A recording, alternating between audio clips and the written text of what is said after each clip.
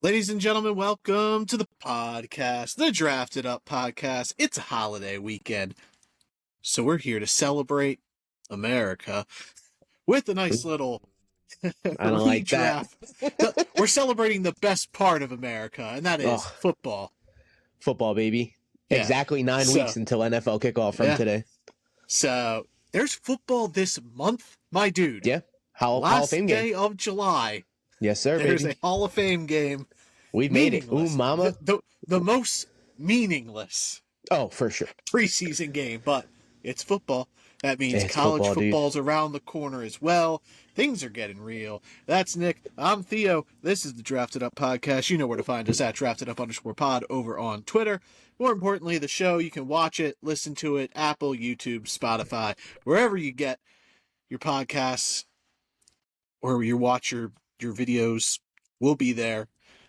Like, rate, subscribe, review, follow, all that good stuff. We appreciate all the support.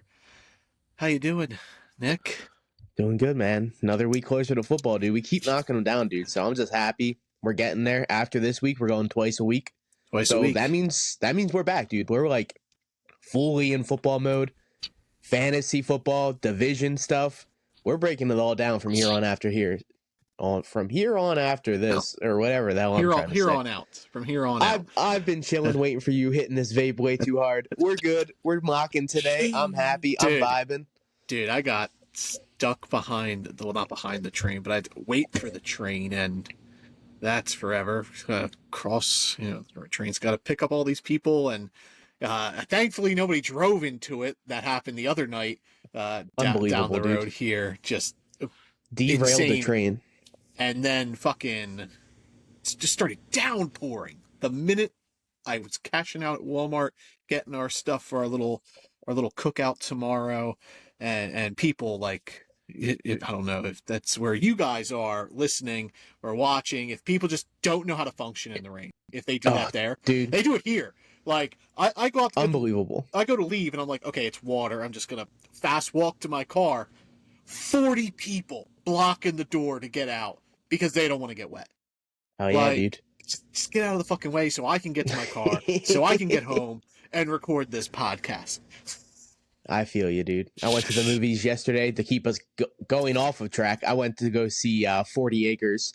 It's a little thrower movie out. You've seen it on It was all right. Yeah, it was a mystery movie. My dumbass didn't know it was Jurassic Park Rebirth opening night. The theater's packed. They're doing all sorts of activities. There's people dressed in dinosaur costumes. It was like a dinosaur fest at our local theater.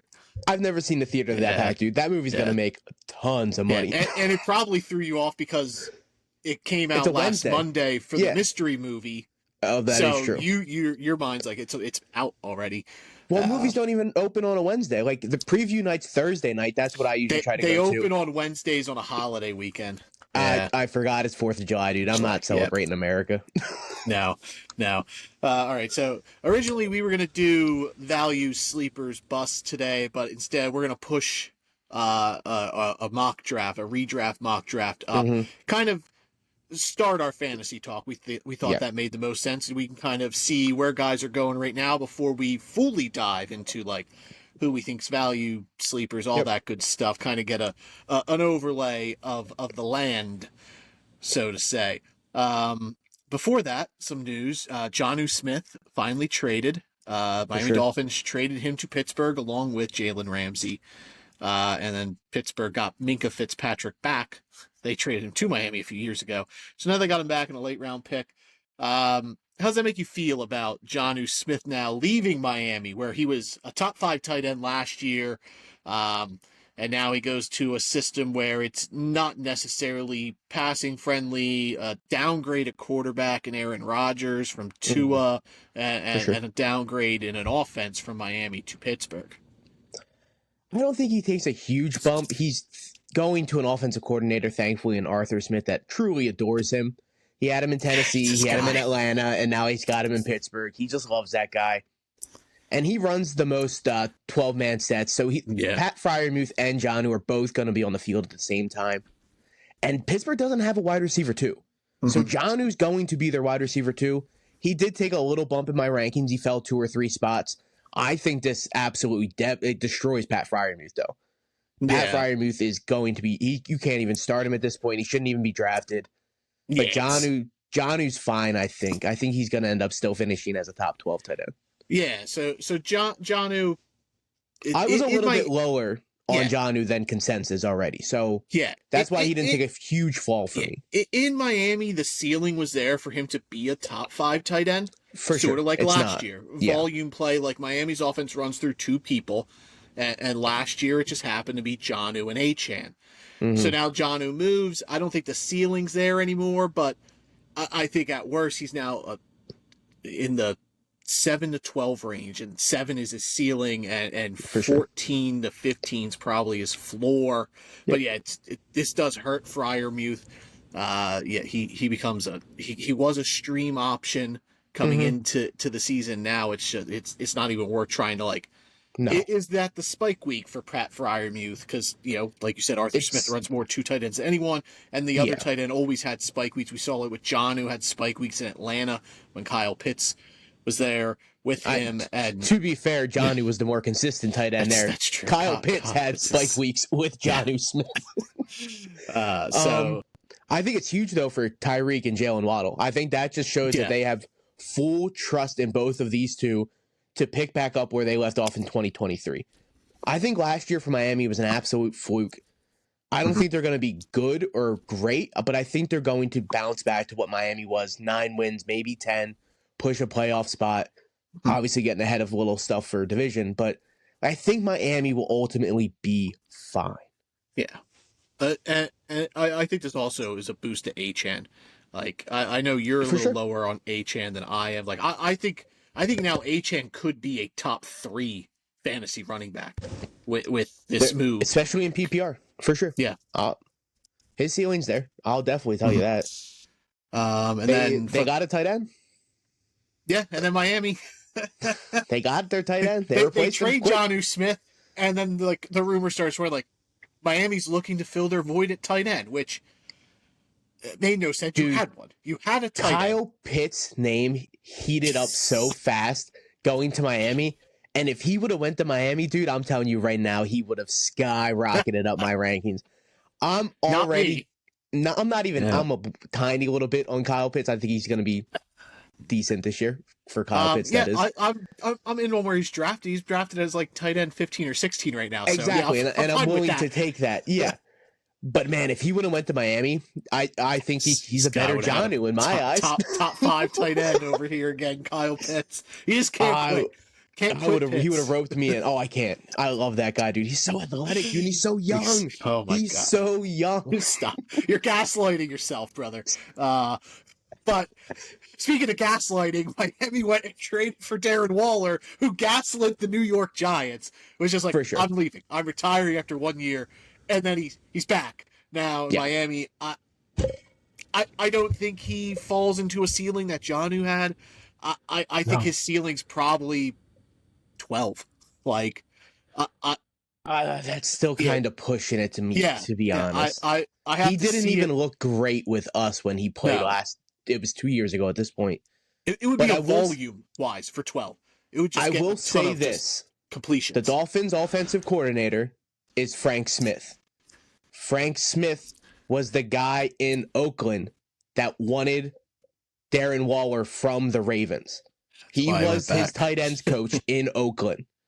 And he's the only person that Darren Waller has come out in an interview and said it would either be John Gruden or Frank Smith that would get me out of retirement. And it happened. Frank Smith got him out of retirement. He's his offensive coordinator now in Miami. So if it works out, that's the reason why. I'm just letting everybody know Darren Waller, Frank Smith knows how to use him. And he used him tremendously in Oakland. Yeah, that was 5 years ago. That was 6 years ago. It was 2019, 2018. Yeah. That was so long ago. Pre-COVID. That was a lifetime. It was well before COVID. Almost 3 years before. Yeah. But the opportunities there, I just don't think it's going to work out. Yeah, the move kind of reminds me of last round pick. When they brought in Odell Beckham and people were like, "Whoa, Odell in Miami," and it just didn't work. The Odell talks are heating up for the Giants bringing it back, and I'm all in, doggy. You know I am. Just leave him alone. Just let him Malik live Neighbors his is life. tweeting about it. Neighbors wants him back. It's just like people want to keep bringing Odell Beckham back and Josh Gordon, like they were just trying to bring these guys back from the dead. It's like the Fast and the Furious movies with Paul Walker. Just let them rest. They're done. Josh Gordon. I haven't heard King Kush name in so long. He was my baby. Yeah, but a little bit on Waller before we go. Years ago, when his first year in Vegas, we were in a dynasty league. I think we were in our second or third year at that point. And we were getting late in the drafts. I was just trying to find just like a tight end, just kind of stash on my roster because I was a little weak. I don't remember exactly who my tight ends were at the time.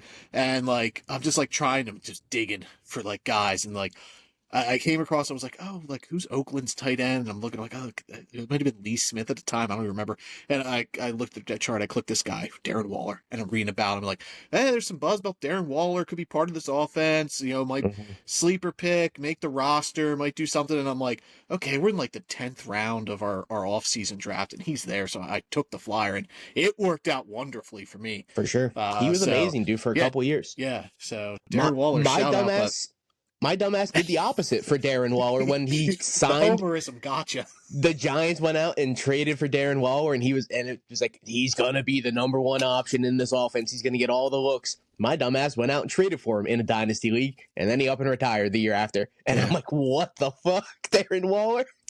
So he's burned me multiple times. Him retiring opened up the door for Malik Neighbors to get all these targets eventually. That's true.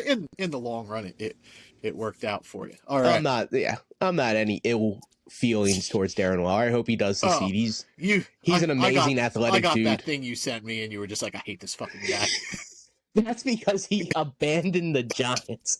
Oh, I don't want to play for a bad team, but then you go play for the Miami Dolphins, who haven't beat a team over 500 since Vietnam. Miami's not mad. They're just mid. That's funny. Yeah. All right. You ready to start this mock draft? Yes, sir. Yeah. So 12 teams. We're going to do 12 rounds. We're going to quarterback, 2 running backs, 2 receivers, 2 flex, tight end, 4 bench guys. I had to fight Nick off. I really wanted to draft kickers, but he said no. Always. Very staunch anti-kicker. If anyone wants to propose that, just get rid of kicker in your league. I'd back it 100%. They are a useless position. You can't scout them. They're complete flyers. Brandon Aubrey's the only one even worth drafting in my eyes. So I mean, kickers, keep that in mind. Defenses are hard to scout as well. Yeah, but you can scout a good defense and their opponent, and you can really plan for a defense. No, kickers, they play for a high-powered offense, so they're gonna kick a bunch of extra points. Cool. Doesn't always work out that way either. It doesn't. Exactly. It doesn't always work out like that. You gotta land in those teams. Pittsburgh. Always draft Pittsburgh's kicker. He's always kicking. They get to the red zone and can't finish, so they fucking Chris Boswell's out here for a 40-yard field goal. They make pills for that, Pittsburgh. Hey, yo, Blue Chew, not a sponsor. I need a Mountain Dew Blue Chew vibe. Just shut the fuck up. Mountain Chew. Mountain Chew. Do the chew. Do the chew, yeah. All right. Let's get this draft going. We randomized the order, and back to back, baby. We're back to back, so we'll probably be sniping players left and right. I'll be picking at the 7, Nick at the 8. So let's start this bad boy. It's full PPR, redraft. So you think Ja'Marr Chase is obviously the 1-1 in every draft scenario? Probably. I think he is. I haven't statted out the Bengals yet, but yeah, he's gonna be my guy. Do you have sound on? No, this happens every time. Like the first pick makes a sound. I don't know what happens. It's definitely not mine. I have sound off.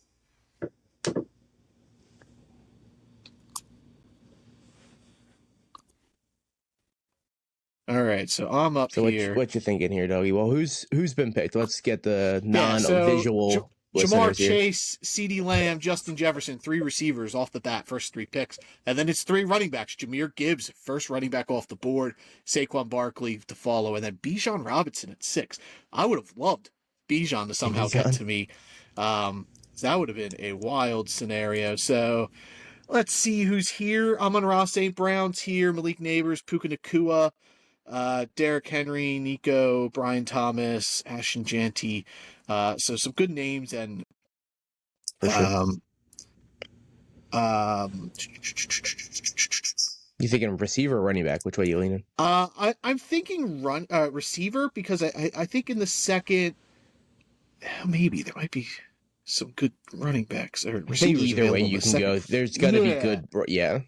yeah. Like if I go running back, I feel like I'm making a little bit of a reach, whether it be Derrick Henry or Ashton Janty or Devon Achane.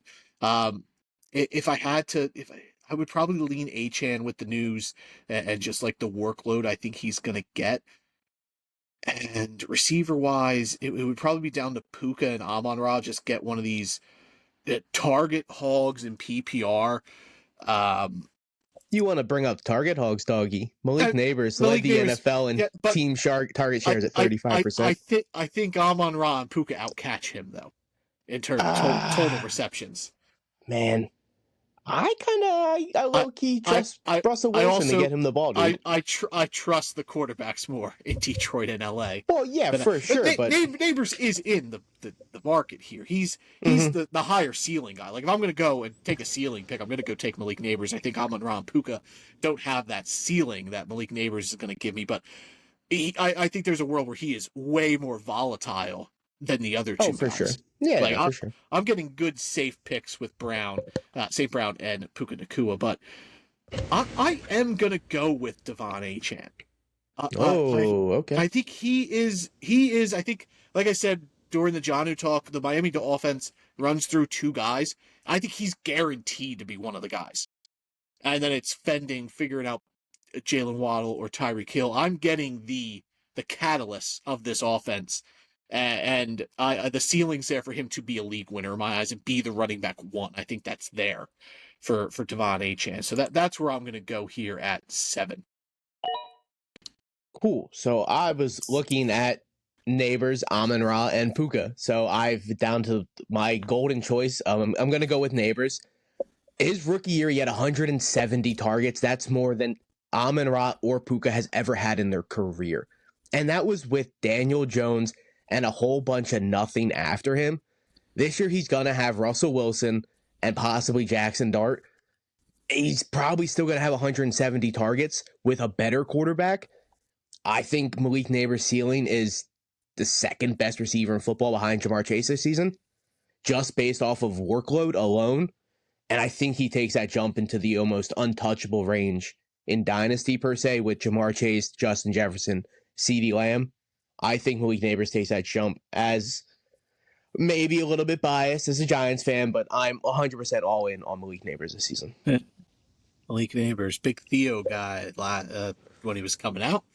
So sure. I love you spitting the praise there because you were not as high on Neighbors as I was. Amon-Ra, Nico Collins, Puka Nakua, and Ashton Janty round out the first round there. And then Team 12 going high T. Derrick Henry, Ashton Janty. I love that. Brock Bowers, Brian Thomas Jr., and then first quarterback off the board, Josh Allen, the Team 9 there. Shout out to my fiance. She would love that bill. Josh Allen and Amon-Ra St. Brown. Those are two of her guys, and she's always targeting there. So Team 9 catching her spirit. Putting you up here. It's going to sound a little bit like a hot take, I guess, but I think that's a little bit too early for Josh Allen. I'm not going to lie to you. With quarterbacks like Lamar, Hurts, Daniels, Burrow, I'm cool waiting until the end of the second round for a quarterback. I'm always just anti taking a quarterback early. So. I know you are. Like the top 5, though, I'm all in on. Jaden Daniels is going, like, I believe in like the end of the third. He's going in the third, yeah. Mm-hmm. And it's like the highest a second-year quarterback has ever been drafted ADP-wise. Sure. And I'm just like, you can take him. Take him. I'm in on Daniels. Like, no, I get it because he could be QB1, but I'm just that mindset where I'm just like, I'd rather just wait till round 10 and draft Dak Prescott. There are a lot of mid-range quarterbacks that I do like this year. I love Bo Nix this year. I'm fine with Kyler Murray. I think with Marv. Would you say you're hooked on Bonix? Ha. That's funny. Baker Mayfield, I love. Dak Prescott's going to have a huge year like always in Dallas. He's going to be slinging the rock. If he's healthy. Well, yeah, of course. Well, I'm always predicting people to play healthy. I can't sit here and be like, well, Dak gets hurt, yada, yada. In that case, I wouldn't be talking about the guy that I'm going to pick here. Christian No, McCaffrey gets of hurt course. every Yep. other year. And Well, hey, he was hurt I'm last year, willing so you're good. I'm willing to live and die by the sword of McCaffrey. When he's healthy, Mhm. he has not finished below RB3. I'm getting him as the RB7. I'm getting him as the RB7 right now in an offense that's going to solely rely on him. They have Jawan Jennings, who's a question mark, Ricky Pearsall, who's a rookie who looked good in the last 3 games of last season, Mhm. but he got shot in his rookie offseason. So hopefully he comes back and he's healthy fully and he has a full offseason to actually prepare this time around.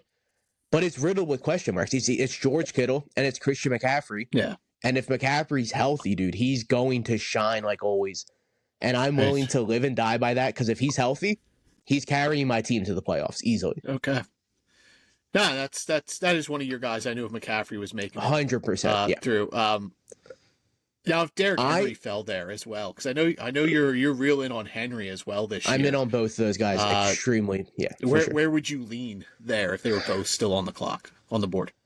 I have McCaffrey ranked above Henry in my personal ranking, so I would lean McCaffrey. I honestly, if somehow Malik Neighbors and Puka were gone, I probably would have taken McCaffrey in first. Okay. Over Ross St. Brown?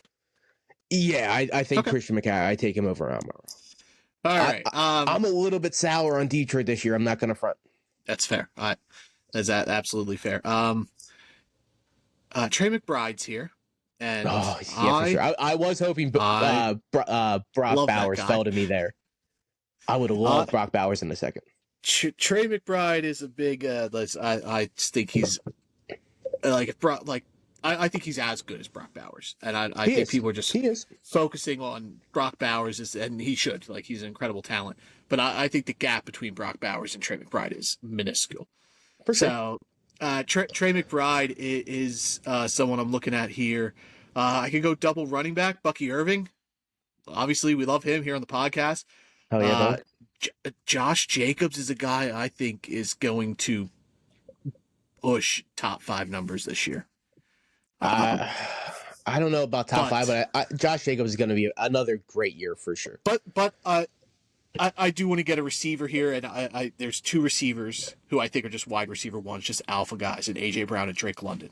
I'm really bullish on Drake London and the Atlanta Falcons offense this year. I don't know if the Falcons are going to be a good team. I know they try. I like Kyle Pitts at his draft position. Yes. I truly think Michael Penix is going to pepper the hell out of Drake London this year. I think he's in line for a monster season. I think. I know Atlanta tried to improve their defense, but what if it didn't work? I think there's a chance that Atlanta's just that team that's just in shootouts this year. And like the Bengals last year, it was just constant shootouts because they had no defense. And that was great for fantasy for Chase Brown, T. Higgins when he was out there, Jamar Chase, obviously, Joe Burrow, even Andre Yoshivas. When T went down, Yoshivas was productive. And I think that could be Atlanta this year. And I'll tell you right now, I finished out my NFC guys. I have them pretty well locked and loaded. I have Drake London higher than Malik Neighbors in total points. I think this is the year. That's a take. Yeah, I think this is the year where, I think the upside of Drake London could be the wide receiver one. I only have him a couple points behind CeeDee Lamb. He finished as wide receiver 5 in PPR and half point PPR last year. 100 catches, almost 1,300 yards, 9 tutties. I think there's room for all of that to go up a little bit, just with Michael Penix fully getting an offseason as the starter, getting the reps. I agree. I love the Falcons offense this year. Yeah. So Drake London is where I went there. After that, rounding out round 2, AJ Brown, Bucky Irving, Ladd McConkey, Josh Jacobs, Trey McBride, and Jackson Smith and Jigba to finish off the round. And then we got Lamar Jackson, Garrett Wilson, Jonathan Taylor, Tyreek Hill, T. Higgins, and Jaden Daniels. Putting me back up. And there's some high volume running backs sitting at the top of the board here on Sleeper being Kyron Williams and Chase Brown. James Cook, Breece Hall are also there, but I'm not as bullish on them as I am Kyron and Chase. And I also love Marvin Harrison Jr., who's sitting here still on the board. I love Terry McLaurin. I will not sit here and say an ill thing about that man on the football field. His ADP, though, is way too high. It is way too high, dog. Which is crazy, because if you look at like where he's going receiver-wise, we have, what, 3, 7, 8, 9, 10, 11, 12, 13, 14, 15 receivers have gone. So he's sitting at wide receiver 16, which is fine. I think that's his ceiling, though. I don't think You're drafting him fully at his. Yeah. I get last year he finished as wide receiver 7.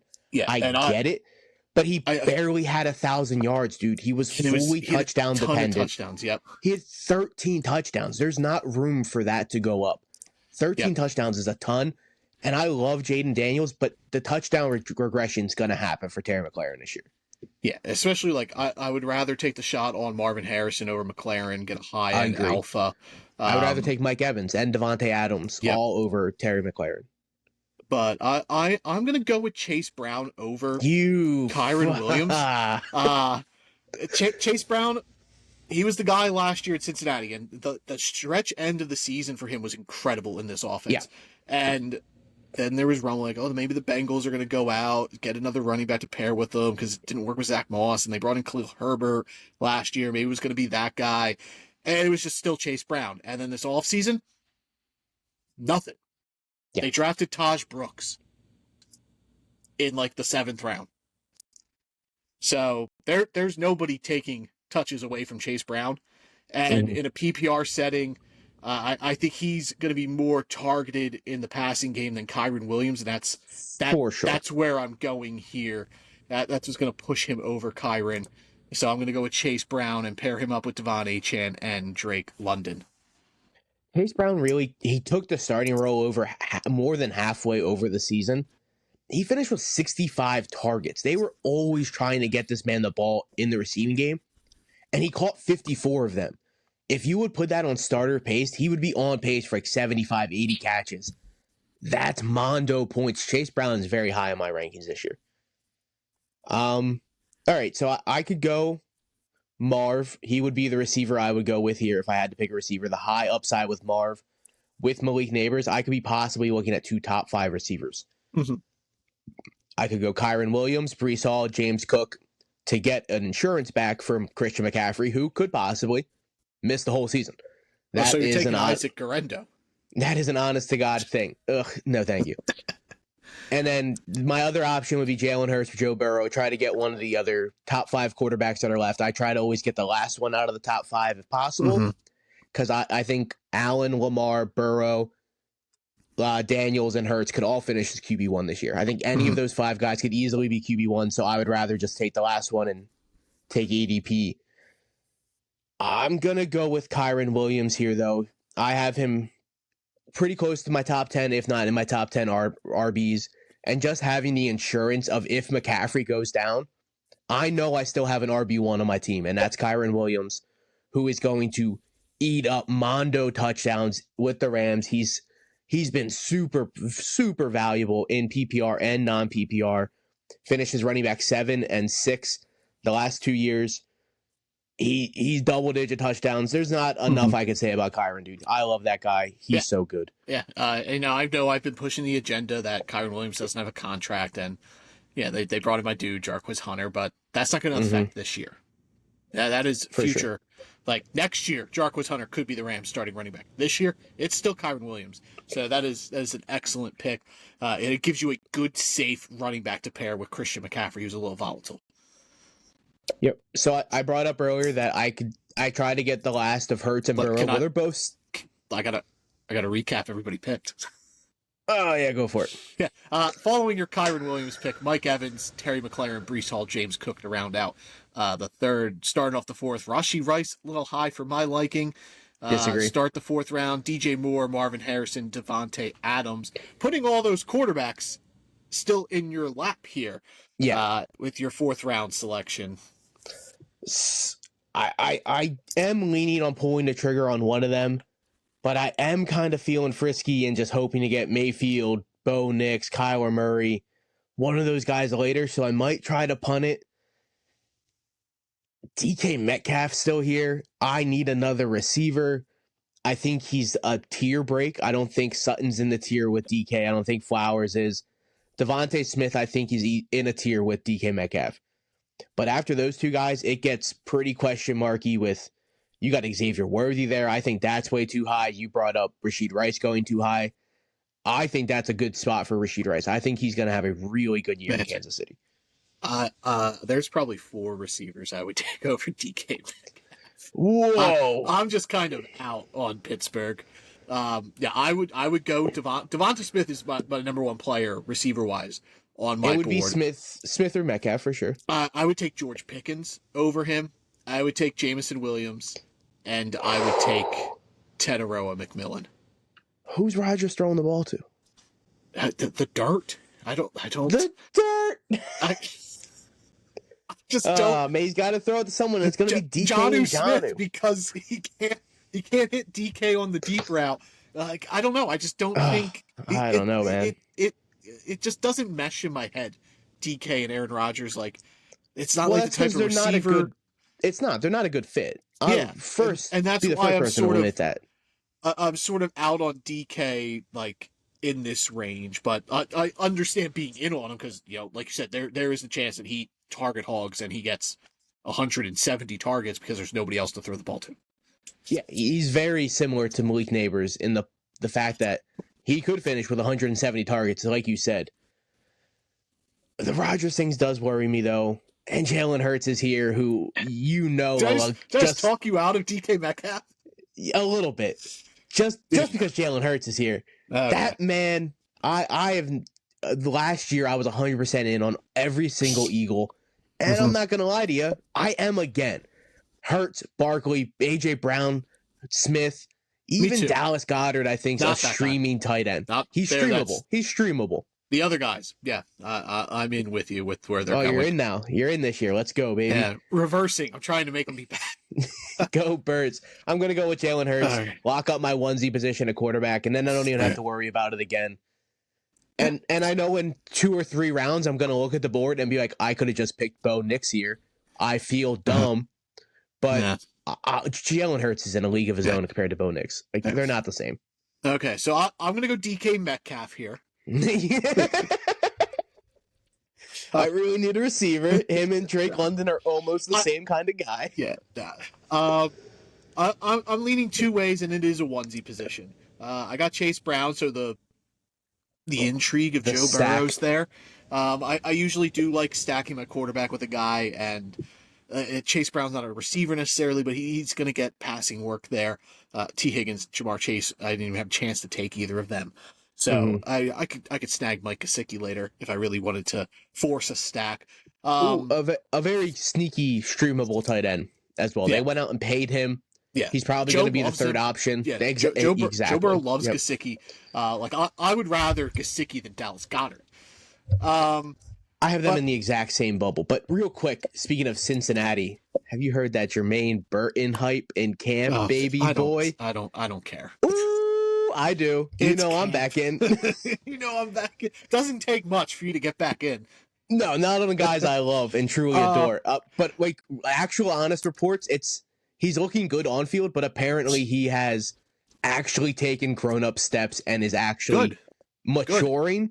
Good. And if that does happen, he's super talented. It's going to click at some point, hopefully. Yeah, good for him. Obviously, I love Andre Yoshivas. I loved him in Princeton. I know you guys do. You and your fiance both. Yeah, but I hate that guy. He's a floor guy. Like, he's not going to bring you a ton of upside. No, like he's just a good, like, safe, just like guy you want on your team. Good depth piece. If your number 2 goes down, he can plug in and be perfectly fine there. But he doesn't have that sort of ceiling that Jermaine Burton brings to an offense if everything clicks. But they are 2 completely different receivers. Is better for the receiving room in terms of for sure bringing knowledge and preparedness. The other 100%. Guy I'm looking at onesie wise is George Kittle. You brought up the receiving game, and I'm not sure I'm in on Jennings or Pearsall. I've done the Niners, and I just I think they're like just flex guys, and Ayuk, he's not going to be ready to begin the year, so he comes in Ayuk later. So I'm scares just me. fully out on him in general. Mm-hmm. And McCaffrey worries me. Like, I think George Kittle is the safest point in this offense, and I think he's going to get the receiving work.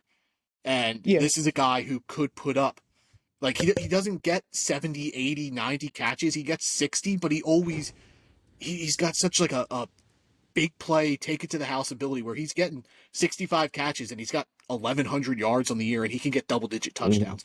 And at the tight end position, touchdowns are king. In a position where you're just trying to find a guy who's going to outscore everybody else, George Kittle does that. And here in the 4th round, I get the Niners, in my eyes, #1 receiving option. And it's an offense I like. I think the Niners are going to be a really good football team. I am bullish on Brock Purdy compared to you. So I'm going to get Brock Purdy's #1. I'm going to get George Kittle here. He's in his own tier of tight end. It's the top 2 guys, and then it's Kittle by himself, and then you could throw a list of 8 people out as tight end 4, and I wouldn't bat an eye at any of those guys. Tight end 4 is truly up for questions, and there's a chance George Kittle has his statistically best season. There's a chance he sees over 100 targets. He's done it before. He and could now be tight end 1. I think he's going to be San Fran's #1 option target. All of that, like statistic wise, I think Kittle's a great pick as your onesie for sure. After I went Kittle, Alvin Kamara, Marion Hampton, Joe Burrow, Ken Walker, DK Metcalf, and Chuba Hubbard round out the 4th round. Joe Mixon, who I was kind of hoping fell to me, Mixon and James Conner, I was kind of hoping made it back to me. David Montgomery, Devonta Smith, Zay Flowers, and Cortland Sutton to get me to my pick here in the 5th. So let's see who's on the board still. Xavier Worthy, I'm in on him more than you are, but I brought up Jameson Williams and George Pickens as 2 guys, and Teteroa McMillan as guys I would have taken over DK Metcalf. They're both still here. I hate that you're picking in front of me. This is dumb. So I'm gonna lean Pickens or Williams. I think they have a better ceiling than Teteroa McMillan. McMillan likely gets the targets and the volume, but I think those 2 have the big play capability. Very similar guys. They're just high-end big play guys, not going to get a ton of volume. Yeah, I wouldn't put Tet in a category anywhere. No. With James. Yeah, I totally agree. I think Tet's going a little bit too early. Yeah. This is tough. I'm pretty much getting the same player. So you are 100%. So what offense do you like more? Detroit, but if I had to say Detroit or Dallas takes a step back offensively, I would say it's Detroit. So I agree. I think Dallas Pickens takes a step forward. I think George Pickens is in the better situation. There's no run game in Dallas. So, like with Williams, I do have to worry about Gibbs and Montgomery, taking time away. Where in Dallas, I really only have to worry about CeeDee Lamb in the receiving game.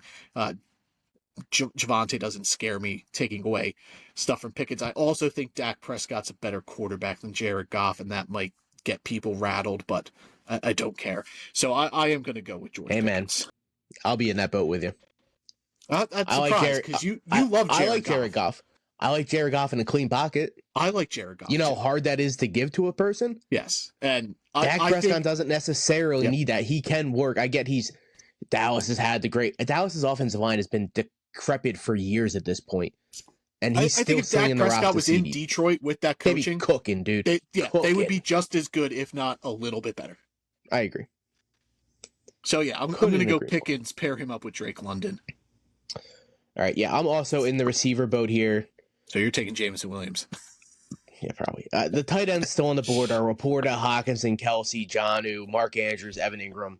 It's way too early. I didn't even mention Sam Laporta in the potentially taking touches away from I know you didn't. I know you didn't bring up Laporta at all. It's way too early for those guys. They're not in any boat near any of the talent that's still on the board. Even Worthy, Jameson Williams, Tet, Chris Olave, Jalen Waddle, who I love, with Jonnu getting dealt. I think Waddle has a nice bounce back season. I wouldn't take him over Jameson Williams though, and that's where I'm kind of drawing the line on. I'm not going to look at quarterback, obviously. It's a little bit too early for RJ Harvey. I'm not huge on Pacheco. Judkins, who I am absolutely in on, but I already got 2 running backs, and Malik Neighbors is my only receiver, so I'm going to lock in Jamison Williams. Malik Neighbors is going to have a super safe floor every week, so that gives Jamison Williams the opportunity to go out there, get his 3 catches, 170 yards, and 2 tutties, and hopefully win me a week. Who did TJ want? TJ wanted Travis Hunter. I did want Travis Hunter. I love his value where he's going here. But he's off the board. After you went Jamison Williams, his running mate Sam Laporta went next. Jalen Waddle, Xavier Worthy, and TJ Hawkinson, who I think might be tight end 4. With Jordan Addison potentially getting suspended for 3 games, I think could be. Yeah. Ends out the 5th round here, and then to begin the 6th, RJ Harvey, Teteroa McMillan, Isaiah Pacheco, and Travis Hunter off the board, putting you back on the clock. Who are you looking to pair up here with Malik Neighbors, Jamison Williams, Christian McCaffrey, Kyron Williams, and Jalen Hurts?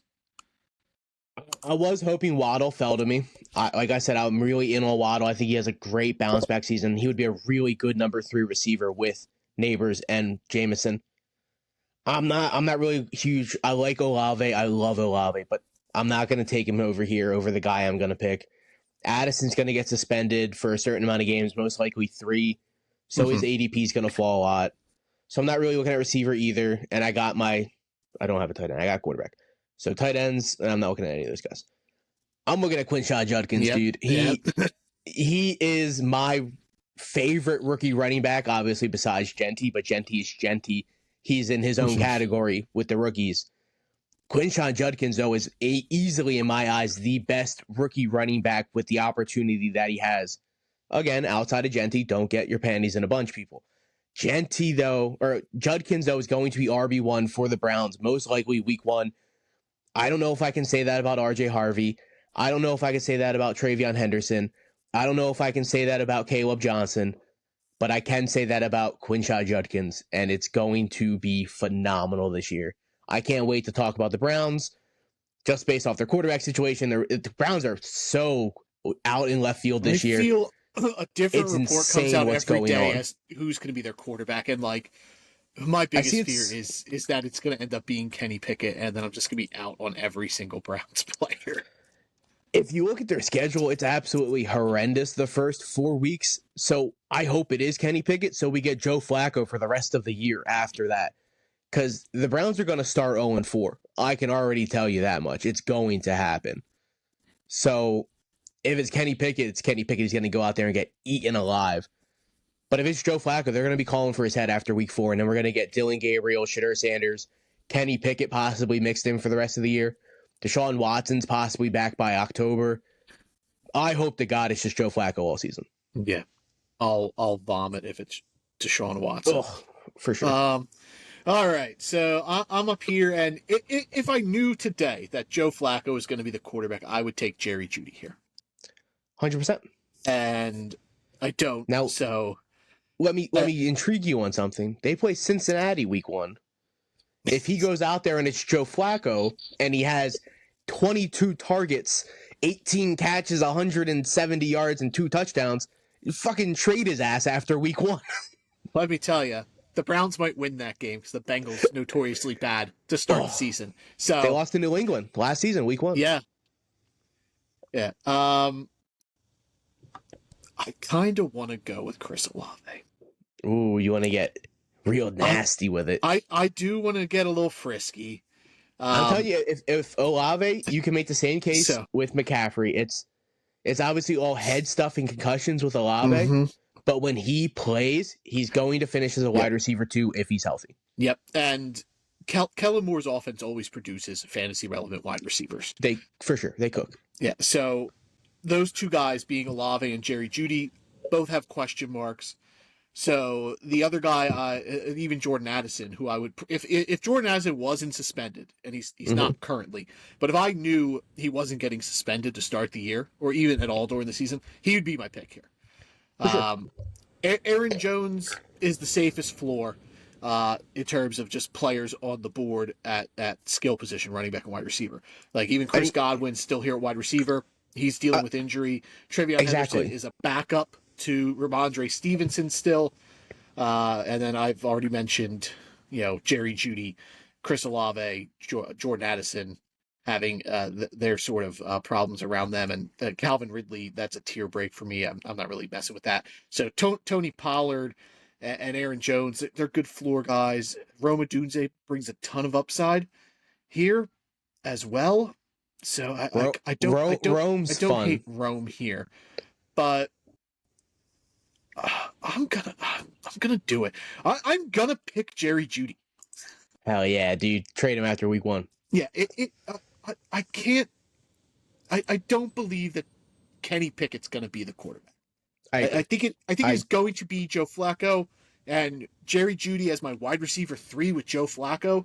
Yes, please, because this is probably where he's not going. If Joe Flacco's like we know, I think Jerry Jeudy gets moved up a round or two because last year with Jameis, Jerry Jeudy was a wide receiver 1. Yeah, finishes wide receiver 12 in PPR leagues. 90 catches, almost 1,300 yards, only 4 touchdowns. Yeah. But they were out there slinging the rock, and that's exactly what they're going to do if Joe Flacco's their quarterback. And they're going to have to because they're going to be down most likely. For sure. They do have a great defense. Their defense is going to be hard to score on. Cleveland, as crazy as it sounds, and I am a notorious anti-Joe Flacco person up until the last 2-3 years. I hated Joe Flacco. I hate him in his prime. But right now, Joe Flacco, I am confident if you stick him on the Browns as a starting quarterback for the full 17 games, I think they can win 8 or 9 games. They have a tremendous defense. Exactly, with a really good, talented offense, their O-line needs to be able to stand up and protect their quarterback. And I think Joe Flacco gives them the best chance to win. I don't know if that's what ownership wants, though. I don't know if they want their best chance to win. So, yeah, Aaron Jones almost made it back to me. That would have been nice for you, for sure, dude. After I went Jeudy, Chris Godwin, Patrick Mahomes, Jordan Addison, Baker Mayfield, Roma Dunze, and Chris Olave to round out round 7. Round 6. How about Baker Mayfield and Patrick Mahomes going in the same round in fantasy football? What a wild world we're living in. Because like Mahomes, the name value's there, but fantasy production, he hasn't been that great in the last 2.5 years. And Baker has been on another level as a fantasy quarterback. Yeah, for sure. Baker in that offense, dude, absolutely cooking. Does it worry you that Liam Cohen left? No, not at all. Starting off, the talent around Baker, 4 receivers deep to get him the ball. Cade Otton's not a great tight end, but he's an option. We've seen him cook when he beats. And then you have 2 really good running backs, and dude, Baker's surrounded. Yeah, their O-line's good. For sure. Tristan Wirfs, elite right tackle, left tackle. Yeah. Their O-line can hold. It'll stack up well. Yeah. Tampa's going to be pretty good this year. Yeah. Starting off round 7, Tony Pollard, Travion Henderson, Travis Kelce, Calvin Ridley, Jonnu Smith, and Aaron Jones. So I'm up here. I got Jerry Jeudy, George Pickens, Drake London. Got a nice little receiving crew building. Achane and Chase Brown, a really good, just eating up running back, like the running back load. 2 guys there, George Kittle at tight end. I'm really liking this squad. So before I dive into this pick, let's shout out our friends over at Finley Hats and W Energy. Finley Hats built for good times, built for different times. They got the Stampede laces. You can clip your hat, wrap it around. We got these cool designs. You can see I got the Retro Kong hat on today for those watching. I got the sweet brim. Got King Kong here destroying an airplane. Really neat hat. They got a ton of cool designs, so check them out over at Finley Hats. Join the force at Finley Hats. Hats built for a good time. In the bio, there will be a link to the site, and you can get a nice 15% off your purchase, and you'll support our friends over at Finley, and you'll be supporting the podcast as well, as we will get 15% back from that purchase. And then, of course, W Energy, the OG. W Energy, they pride themselves on full ingredient disclosure, everything, no artificial dyes, sweeteners, all that good stuff. It's good, clean energy. They got a new flavor dropping soon. It may have dropped by the time you're listening to this episode. They're calling it, and this just isn't a marketing ploy, their best flavor ever. They've been working on this flavor for 2 years. I don't even know what it is yet. I can't wait to see what it is. The only thing I know is that it's based in the Asian territory. Flavor-wise, the blurred image looked like there was lemons in it, so I'm fucking around with that. So I can't wait to see what they bring to the table. It's good, clean energy. They also have hydration line if you're not into the caffeine stuff. You can boost your water. Good stuff there. Dubby Energy, good clean energy. Like I said, be better with Dubby. Eat that dub and use the code Giraffe It Up for a nice 10% discount, and you get that forever. It could be your first, second, 71st purchase. It'll be there for you to use. Support our friends over at Dubby, and then you'll support the podcast as well as our friends over at Finley Force, the great sponsors of the pod here. All right. Eat that dub, right, Nick? Hell yeah, dog. Eat it. James Winston style. I recently found out their little s'mores flavor was like a joke meme flavor that they just kind of did as a joke, and they didn't realize it would take off so well, and people love it. So, because someone was just like, dude, the s'mores flavor is so good, and the guy was just like, that was a joke flavor. Like, we did not think it would sell. That's so funny. Yeah. So I'm kind of hoping they make some more like milk weird, based, like maybe some coffee ones. So. Shout out Wawa for having that cookies and cream milk, dude. Have you ever had that shit? Oh, yeah, you put it in an iced coffee there? Dog. Oh, that shit Put kicks. it in a coffee. Put it in a coffee. Put it in a coffee. Look at you. That's pretty game changer. Get an iced coffee? Yeah. All right. I see what you're cooking with. What are we thinking here at, what are we at? 7-7? 7th round. So I do want to get another running back here. I like my receiving build. And plus the receivers on the board, they're just good floor guys. Khalil Shakir, Jacoby Myers. I'm not really looking at Debo. Cooper Kupp is fine. But I want to get a running back here. I mean, I also don't have a quarterback. Bo Nick's still here. Kyler Murray, Brock Purdy, guys I really like. Yeah, God bless. We're hooked on Bonix. I think I'm going to take a swing, though, with Caleb Johnson. You guys know, throughout the draft process, Caleb Johnson was my dude. I was way higher on him than consensus. He was in my top 30 for guys in this class. I think he is the best player potentially on the Pittsburgh offense for fantasy, because I don't trust Aaron Rodgers, so that means it kind of lightens my trust in DK. Jalen Warren can't handle the workload, so they want to get a guy here to fill this Najee role. You bring it up all the time that Najee was just this good, consistent running back for them. Yeah. You know, he wasn't flashy, but he put up good numbers, got in the red zone, could bring catches here and there, but he was just a good floor play, got you the points you needed, and you could put him in your lineup and not worry about having a dud player. So I think Caleb Johnson fills that role. So that is where I'm going to lean. DeAndre Swift worries me some. I just don't know how the backfield's going to shape up in Chicago, and I just don't think Swift's as talented as a running back that Ben Johnson wants, that I think he could be kind of either phased out with Roshan, or just their running game is just, Russian roulette, Bill Belichick style, and he's Roshan's got a day, McNunguy's got a day, Swift's got a day, and it's more just Caleb Williams and the receivers who are the fantasy trustworthy pieces there. And Tyrone Tracy, I love Tyrone Tracy, but I think there's a chance that Cam Scadaboo kind of sneaks in, steals some of the important touches, gets some of the red zone work, maybe even the passing game work. That, I think that could be just a 50-50 split. Whereas, I don't think Jalen Warren's going to handle a lot of the rushing attack. I think he'll be fine in the passing game, but I think Caleb Johnson, there's a world where maybe only has 650 yards, but I think he could have double-digit touchdowns. So that's where I'm going to lead Caleb Johnson here in round 7, putting you up with your 7th round pick. I love that pick. I don't think like I said, Judkins is going to be the RB1 week 1. Johnson's not. It's going to be Jalen Warren, just based off that he can pass block better. Aaron Rodgers is going to love Jalen Warren, but I think by week 3 or 4, maybe 5 at the latest, it's going to be Caleb Johnson's backfield. Exactly. He is Najee Harris with explosive ability. So he's going to take the Najee role and absolutely run with it, because that's what Caleb Johnson did at Iowa.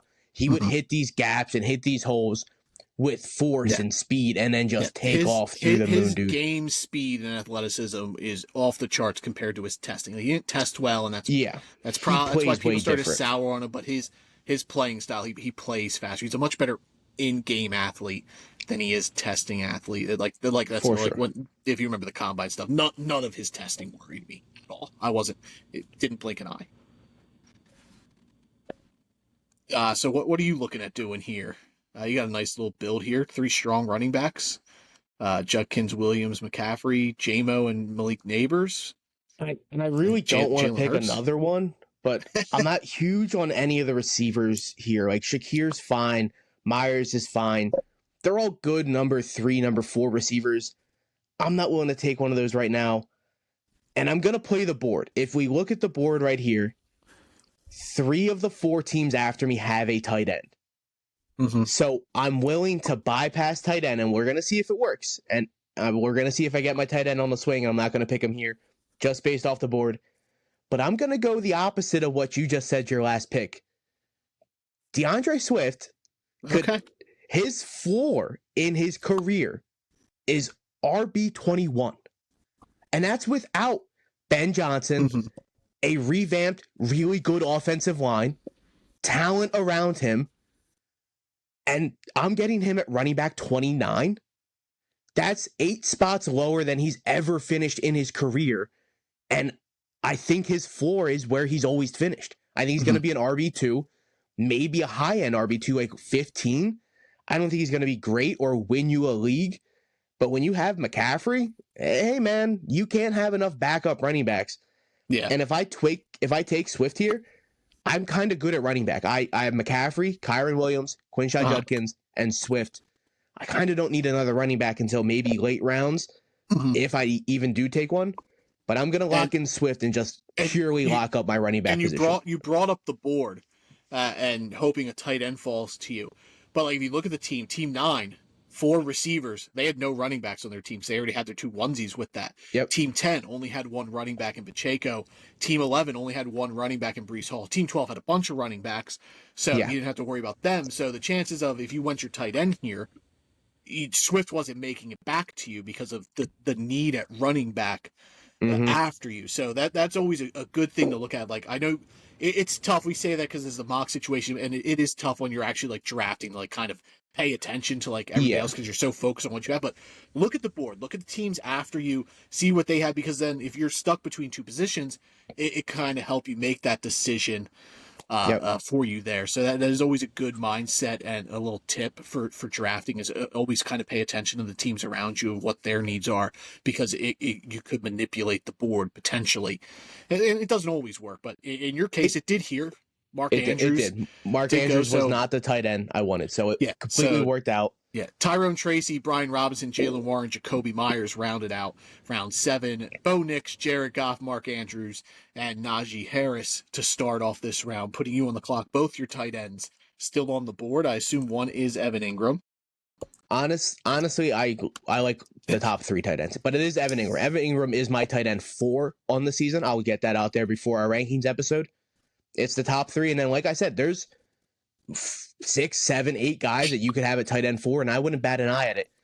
But Evan Ingram in a Sean Payton offense with Bo Nix, and I get the receiving room's crowded, but it's really only Court and Sutton as their 1.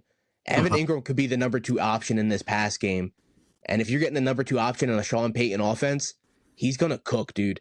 Yeah. So Evan Ingram's a super athletic and high speed tight end. In that offense, it could go super well, and I'm willing to take that chance here. Yeah, I honestly believe Evan Ingram could be the number 1 option in this offense. Sure, yeah. And like Sean Payton has brought up like this Joker role, and he's come out recently and said like Evan Ingram is probably going to be our Joker guy because RJ Harvey's not there yet. So I do like that pick, and Evan Ingram kind of is like the poor man's George Kittle. If you miss out on George, like if George Kittle's the tight end you're targeting and you miss out on him, Evan Ingram kind of similar style. Like he could be the number 1 option. Courtland Sutton is much better than what the Niners have at receiver, so you do have to worry about that. But like, I think they're equals in terms of talent. So maybe Sutton gets the edge because he was there last year with Bo Nix. But I think Evan Ingram is going to be a huge part of this offense. I think he is going at a discount. So I agree. He's going to be in my top 5 most likely tight ends. So to get him as tight end 7 or 8 here, it's incredible value. I got him as tight end 9. Was it 9? I think. All right. I haven't gone quarterback yet, so I do need one of those. And I got 3 teams behind me that haven't picked one. So they might be pushing it to skip that again. Yeah. But I don't love the board. Yeah, I would honestly be So, comfortable waiting. I'm not like I like Murray, but like after that, like I'm yeah, cool but starting. I don't Herbert like could start. I don't like the board and just like any like I like ETN. anywhere. But yeah. So As dirty, as nasty as it's going to sound, I am 100% in on ETN is ADP. I think he's getting extremely underrated in the Liam Cohen offense. I think he's going to be the RB1. I think he's going to have a tremendous year. It's not, okay, look, I get he finished his RB3 and everyone was super excited for ETN. That Yeah. season was an outlier. That shouldn't have happened. But the season before that where he finished RB17, that's doable. I think I have him as like RB21, 22.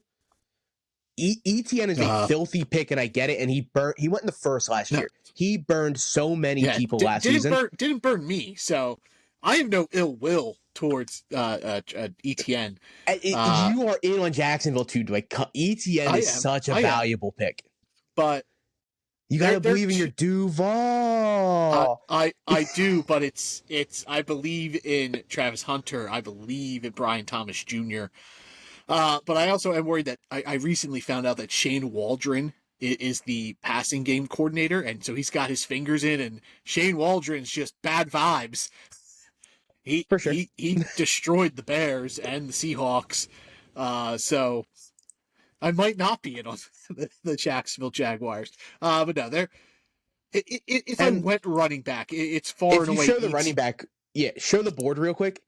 I don't think any of these guys are going to finish close to ETN. Maybe Jameson or Javonte Williams will. He's also gross and dirty, but he just I disagree. His last year finish was RB28. I think that's going to be around where he finishes.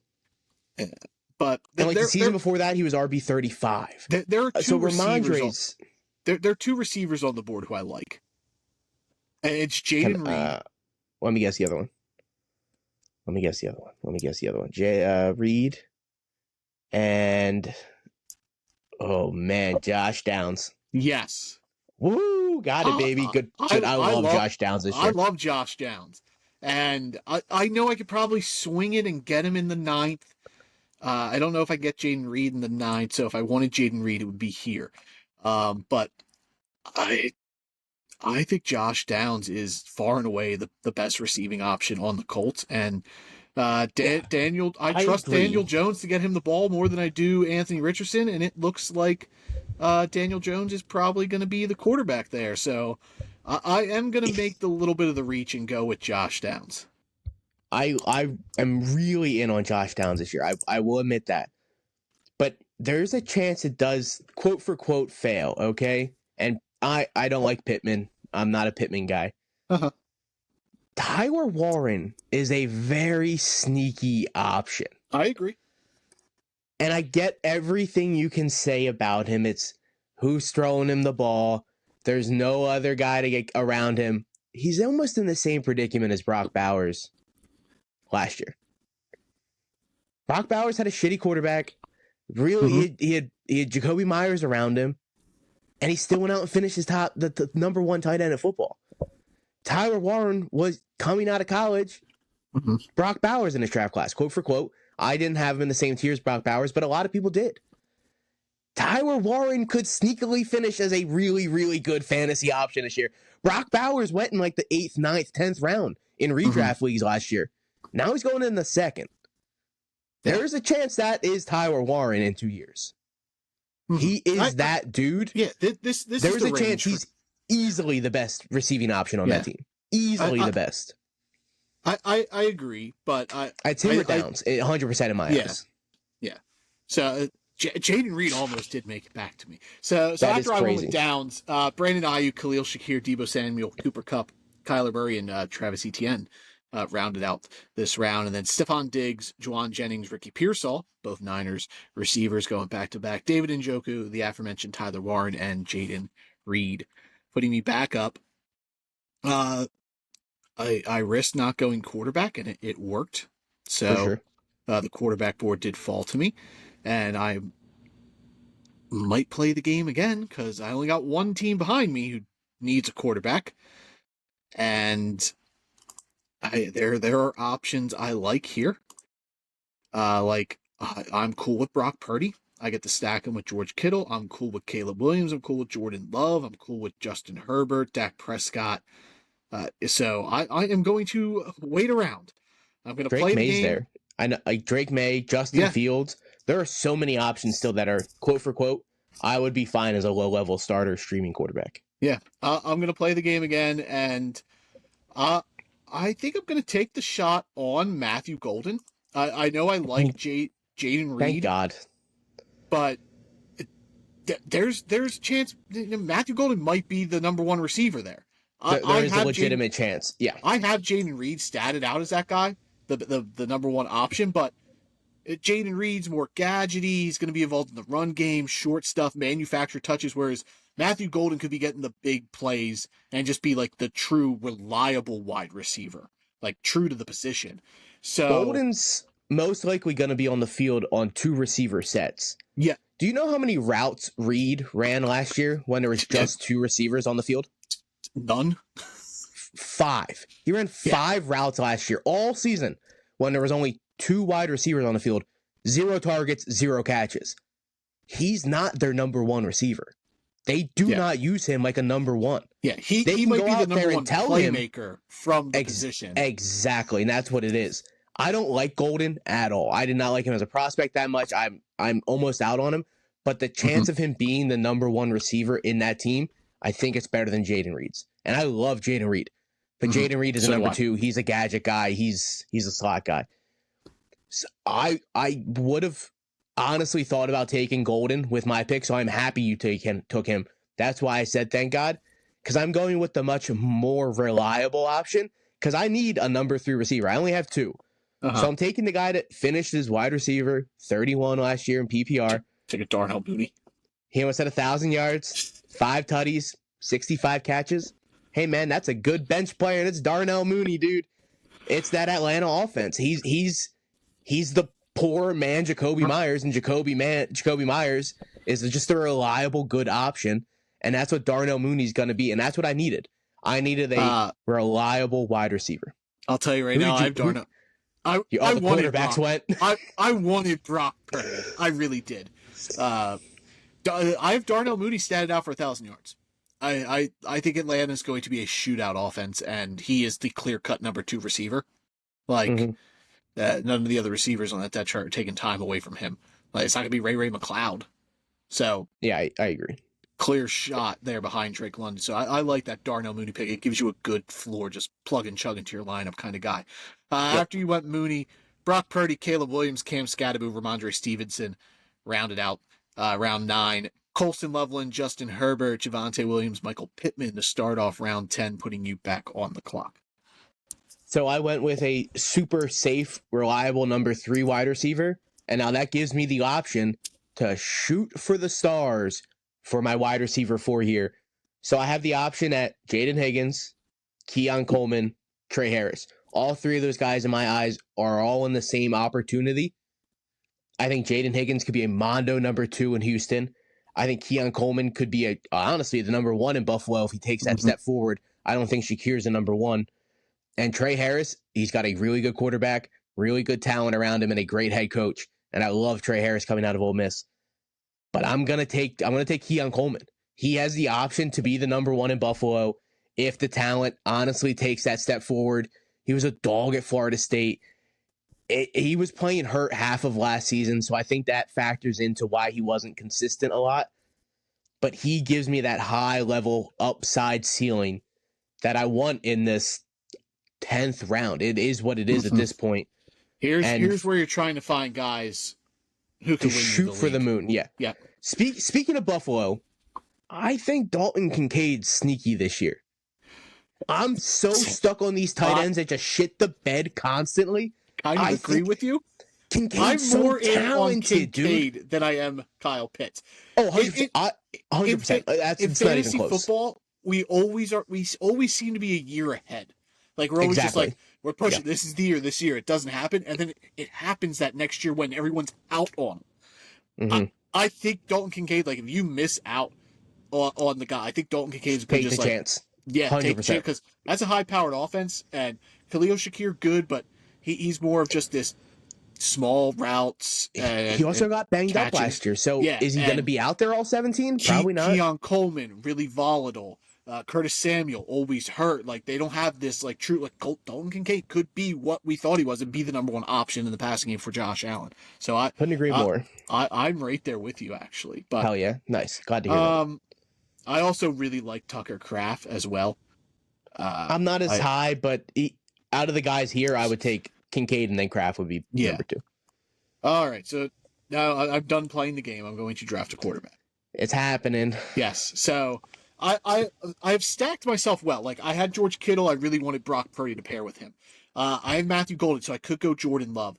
But I also have George Pickens. And I think Dak Prescott is due for like Dak Prescott. If you remember 2 years ago, he won a ton of people leagues. Like he went on a tear in fantasy because Dallas had this nice schedule and he was just putting up numbers. Finished Ryan QB3. Schottenheimer was there for that, and now he's the head coach. So I'm going to take the shot on Dak Prescott, and it gives me a stack option, which I like to do, but it's not something I want to force. But I have guys that paired with quarterbacks I liked, so and I like Dak Prescott a little bit more than I like Jordan Love. Jordan Love could be a little too Brett Favre-ish for me. He just loves to he makes some dumb throws sometimes when he doesn't need to, and he really forces things. Like he's Brett Favre and Aaron Rodgers' body. Like he's the perfect combination of the two of them. But sometimes I do wish he slowed the game down a little bit more. But Dak Prescott, he doesn't make those those forced plays. He's a good quarterback when he's upright and healthy. And I'm not in the game of predicting injuries. And that's the thing. When Prescott's healthy, he finishes as a top 10 quarterback. Yep. And that's the only years he hasn't is one besides the years he's been hurt. He's been hurt 3 seasons, so he obviously didn't finish in the top 10. Only one other season where he played every game, he finished outside of the top 10, So he's a top 10 quarterback when healthy. Yep. And now you're adding George Pickens to that offense. You didn't add a run game. So of course they're going to pass the hell out of that ball. Yep. Dak Prescott is one of the best later round quarterbacks in the draft. After I went Prescott, Tucker Kraft, Zach Charbonnet, Tajay Spears, Jordan Mason, Jordan Love, Dalton Kincaid. And then starting off 11, CJ Stroud, Jaden Higgins, Emeka Egbuka, Jake Ferguson, Drake May, and Rashad White. I was hoping for Rashad White kind of get me a good, just safe running back on my bench. Because my only bench guy is Caleb Johnson. Like he's listed in my lineup, but I would play Downs over him. So I am going to look at shoring up my running back position here. And I'm just going to go with a guy who's going to get time early, and I would try to trade him in this scenario. That's going to be J.K. Dobbins. I do think Dobbins is going to be the starter in Denver to start off, and hopefully he does what he did last year with the Chargers, and then I can ship him off for some better stuff. I would look at Tootin and Bigsby, but I don't want to play the roulette because I don't want to. I want a good floor guy here. Rico Dowdle is the clear backup to Chuba Hubbard, so he doesn't really give me a ton of value. Same with like Isaac Garendo. Like I'm not gonna try to bank on an injury to one of those guys. So like I would literally here be looking at Austin Eckler, who's gonna get playing time in Washington, and J.K. Dobbins, 2 guys who have injury history, but I do think Dobbins is gonna be the starter. So I think there's a chance he's way more productive than Eckler early, and I hopefully then by the time I'm done with Dobbins, I can either move him or Caleb Johnson has solidified himself as the back in Pittsburgh in this scenario, and then I don't have to worry about it. So I am going to go with J.K. Dobbins here from Denver. You brought up the guy. I was looking at J.K. a little bit, but I'm looking at Austin Eckler here. Okay. Austin Eckler played in 12 games last year. He averaged almost 12 points a game when he played. And that's full point PPR. And like I said, I'm stacked at running back, so this is just kind of, I'm just looking at depth here. I'm not really looking for anything. I'm looking for a guy that I can play if need be. And that's going to be Austin Eckler. And if Brian Robinson happens to go down and that guy gets hurt a good amount, yes, so Austin Eckler instantly flexed. He's going to be a starter in that Mhm. offense, as long as he's healthy, of course. But the games he played last season, he looked like Austin Eckler. He didn't look like the season before. He did look good, yeah. He looked really good. So in this offense, I'm willing to take a chance at a high-powered offense's running back. He's not going to be the starter, but he's going to play almost as much as Brian Robinson. And he's going to be out there. He's a reliable back. So Austin Eckler, lock it out in. All right, Eckler there. Pat Fryermuth, Tank Bigsby, Trey Harris, and Jadon Blue to round out the 11th round. Starting the final round, Luther Burden, Dallas Goedert. Justin Fields was who I was looking at. Kind of pair Dak Prescott with a high, volatile, potentially top 5 fantasy quarterback because of the running ability, and then Kyle Williams, the pick after that, putting you back up with your final selection here. So you're going to go with Jahan Dotson, yeah? Pair him up with Jalen Hurts? No, thank you. I'm not. Dang.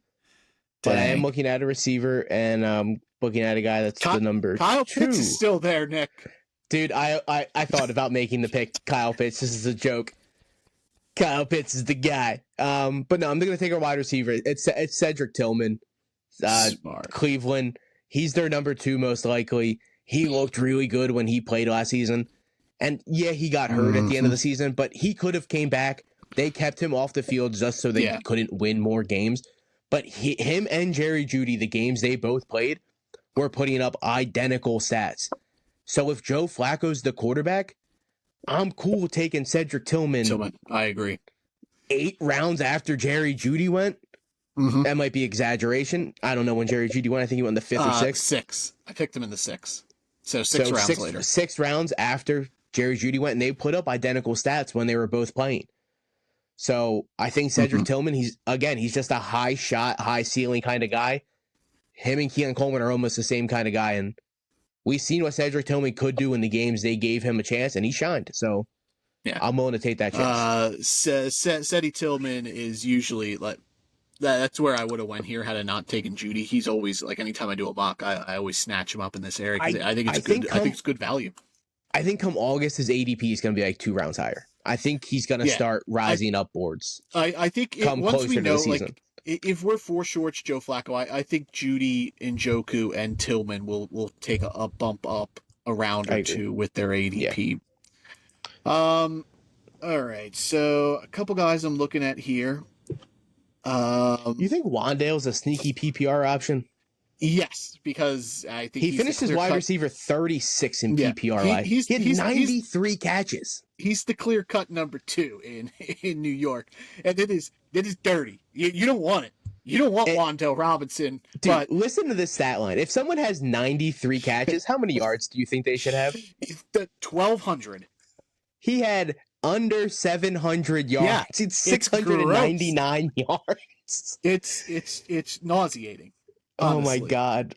There's no upside with Wan'Dale Robinson, but there's a good. I hope they pepper him with targets and he gets 8 catches and you get 8 points and he gets 20 yards, so you get a solid 10 points from him. He had 140 targets last year. There are some guys that went in round 5 and 6 that didn't have 140 targets last season. Yeah. All right, so a couple guys I'm looking at here: Roshan Johnson and Jalen Wright. I have Achane, so Jalen Wright's kind of off the table, but I think Jalen Wright's a good kind of pickup late because Achane, he gets banged up, and Jalen Wright is the clear-cut number 2 running back there. What do you think Carolina's going to use Rico? Not enough that he should be picked in fantasy, but I think that's he's going to shame, dude. 1,000-yard back last season. I actually, so like Carolina, I thought I love the offense. Like I love Chuba Hubbard, I love Rico Dowdle, I like Tet, I love Adam Thielen, like Jalen Coker. Like I'm rooting from afar for Carolina, and I hope Bryce Young continues to progress forward like he did at the end of last year. Because I think they're going to be a fun team. Because remember, like the team that almost beat Philadelphia in the regular season when they were hot, like the team that gave them the most fits, even in the playoffs. It was the Carolina Panthers. Like the Panthers should have won that game. Bryce Young hit Xavier Legette on a beautiful deep thrown ball, and he just dropped it. Like Bryce Young should have led a 98-yard drive to win that game for them. Like I like Dave Canales as a coach as well. Like I think Carolina's there, but like I sad them out. Like I think he eats enough into Chuba's worth that I think Chuba drafted where he's going here, like the end of round 4, I think is a little bit of a reach for him. Like I think Chuba Hubbard's going to be more towards like running back 18 to 24. He's a low end RB2. I agree. Yeah, whereas like last year he was finishing as like a low end RB1. Mm-hmm. But I do think Rico eats enough into it, but not enough for where Rico becomes fantasy relevant. Yeah, I get that. But I would consider a stash like last round here picking him if Chuba Hubbard does get hurt. Rico Dowdle is the back, and Rico Dowdle was very productive last year. You're just looking at guys that are still on the board, like Tootin, Garendo, Davis, Benson, Ford, Chuck. Like, none of these guys are they're talented, but like Rico was 1,000-yard back last season. None of these other guys have done shit in the NFL. Yeah, like, sure, Nick Chubb has, obviously, but Nick Chubb is coming off a horrendous, life-threatening knee injury that he couldn't even walk for months. Garendo's interesting because, Christian McCaffrey's health. Yeah, so, sure, but he's not relevant unless McCaffrey goes down. I'm actually going to go with a guy who I really like, and I think I'm going to be higher on him than a lot of people. I was last year, and I still am. It's Marvin Mims. Okay. That's not what I was expecting. Okay. I think he's incredibly talented, and I think eventually Denver has to get him on the field. Because when he's on the field, he produces. Yeah. So I'm going to find a piece of Sean Payton's offense, back-to-back picks here, because I took Dobbins. And I'm going to take Marvin Mims and hope that he blows up and becomes, a big part of the passing game for Bo Nix. And I'll play that risk. If not, it's one of my bench selections, and I move on and find somebody else. Rico Dowdle was the final pick of the draft, so love to see that. After I went Marvin Mims to round out the draft, Kyle Pitts, Rashid Shaheed, JJ McCarthy, JJ, Jack Besh, Bashel Tootin, and Rico Dowdle. All right. Yeah, there's some guys that can shine here for sure late in the drafts. Like Bateman went undrafted. I think Bateman could be sneaky. Bateman was the other guy I would have picked if I didn't go with Marvin Mims. Just linking myself to Baltimore's number 2 receiver. He's not the number 2 option, obviously, but he's the number 2 receiver, and it's not even close, to be honest. Yeah. He's always on the field, and he had 9 touchdowns last year. Like, he's probably not going to hit the 9 mark again, but I think his catches and his yards are both going to go up this season. So, and there's always like Mark Andrews and Isaiah Likely. Maybe Likely doesn't hit, and Mark Andrews is a shell of his former self, and he's not involved. That makes Rashad Bateman the number 2 option behind Zay Flowers. Zay Flowers doesn't give you a ton of big play capability, so Bateman becomes the field stretcher. There is a world to me where he gets 9 touchdowns again. So for sure. Yeah, my pick did come down to Bateman and Mims. I just didn't bring him up because I wanted to get Mims off the board and get through this. So recap your squad before we head on out here. So I only have one quarterback, and it's Jalen Hurts. And if I have one of the top 5 quarterbacks, I'm not looking at quarterback anywhere near another one in the draft. So I got Jalen Hurts. Running backs, I got Christian McCaffrey, Kyron Williams, Quinshon Judkins, DeAndre Swift, Austin Eckler. Wide receivers, I got Malik Neighbors, Jamison Williams, Darnell Mooney, Keon Coleman, Cedric Tillman. Tight end is only Evan Ingram. Again, I could have went a backup tight end at some point, but I'm confident in Evan Ingram to be a top 10, top 12 tight end. I think he's going to overproject and shoot higher than that, but he's going to be a guy I can start every single week. So I only need Evan Ingram. Yep. I also have one quarterback, and it's Dak Prescott. I was targeting Justin Fields. That's the quarterback I really wanted to pair with them, polar opposites, but Fields went, so I really wasn't looking anywhere else there. So Dak Prescott, my quarterback, my other onesie, George Kittle at tight end. Wide receivers, Drake London, George Pickens, Jerry Jeudy, Josh Downs, Matthew Golden, Marvin Mims. I love my receiving crew. I got a good mix of alphas and high volatility, and a floor guy in Josh Downs. I think he's got a good floor. Running backs, I love my top 2, Devon Achane, Chase Brown, and then I paired them up with Caleb Johnson and J.K. Dobbins. Would have liked a little more depth there, but I really liked how this squad turned out here from the 7 spot. Usually not a spot I like picking from. Yeah, I'm not huge on the middle rounds, like 5, 6, 7, But yeah, you turned out nice there. I like both our squads. Yeah, I love the Chase Brown pick. I like Achan. We you got some high upside guys. We kind of went two different builds. You have this ton of depth at running back. McCaffrey, Williams, Judkins, Swift, Eckler, whereas mine don't. Like, you would be my prototypical trade partner. I'd be looking at you and be like, hey, you're top after Jameson Williams and Malik Neighbors, you don't really have a ton of receivers. If Jerry Jeudy blows up week 1, I'm coming to you, be like, hey, got Jerry Jeudy. No, and that would be smart because even there's a chance Jameson Williams shits the bed week 1 because he's that kind of receiver where he's not consistently involved because they don't need him to be with the run game. And if Laporta shows up, there are weeks Jameson Williams is going to get 1-2 catches and he's not going to be involved. And like I said, if Jerry Jeudy pops in Cincinnati versus Cincinnati, that's the perfect calling. And that's what I think you should do with Jerry Jeudy.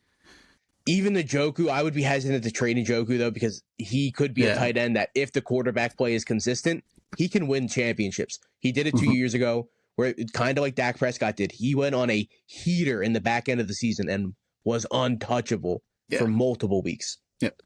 Yeah, and like in your scenario, you have Cedric Tillman, so maybe like Jerry Jeudy has 18 targets, Cedric Tillman has 2. So then I come to you exactly, like, hey, I got Jerry Jeudy. You want a piece of this offense? Like, hey, DeAndre Swift did better than I thought he did week 1. You want to make a swap? Jeudy, Swift, maybe throw some picks in there, some depth guys, figure it out. But like that's who I would be looking at from a trade partner, and I'll do that too. After drafts, I'll look at teams, be like, who can I go for potential trades down the line? It's always stuff I look at afterwards. I don't know if you're the same way. But I'm always looking at who can I target here through the trade market to bolster my squad. Yes, sir. Yeah, always looking for future moves for sure. But yeah, a lot of good teams here too. I guess looking just at the depth charts, there's a couple teams that I'm very questioning on. A couple teams that only have like 2, 3. Team 4 is very questionable. 2 running backs. All right, Jameer bold Gibbs move. and Tajay Spears, they're just like, we're good. We're good. We have to start 2 running backs. Don't worry, we only have 2 running backs. Yeah. Yeah, you don't have to question. No flip-flopping. That's true. I'm telling you right now, I'm calling that team early for a wide receiver. I see Smith on that team. Ooh, give me that stack with Jalen Hurts, baby. Hey, this scenario, Jordan Addison could get suspended. You could go to them and be like, hey, you got a guy who's suspended. Yeah, for sure. Hey, you can get him for the cheap, maybe. All right. Addison on the cheap something, for sure. Always in on that. Good to do a mock, kind of see where guys are going. And ADP set, yep. Yeah, so next week we go back to twice a week, and we'll be churning out the stuff. We'll do sleepers, busts, our rankings. We'll start doing divisional talks as well. Kind of do our predictions. Yes, sir. Same format as we did last summer. All right.